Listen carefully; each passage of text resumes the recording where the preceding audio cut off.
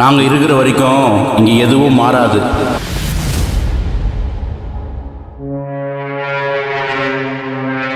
உனக்கு ஒரு உண்மையை சொல்லட்டுமா? Every people had rights to vote. இவனுங்க இப்படியே தான் சாதிய பேரை சொல்லிக்கிட்டு அடிச்சுக்கிட்டு இருப்பானுங்க. ஆனால் நாங்கள் இருக்கிற வரைக்கும் எதுவும் மாறாது. இதுதான்டா கார்பரேட் சாதி. டேய், இனிமேல் எனக்கு எவனும் தேவையில்லடா. என் தொழிலை நானே சேஃப்டி பண்ணிக்கிறேன்.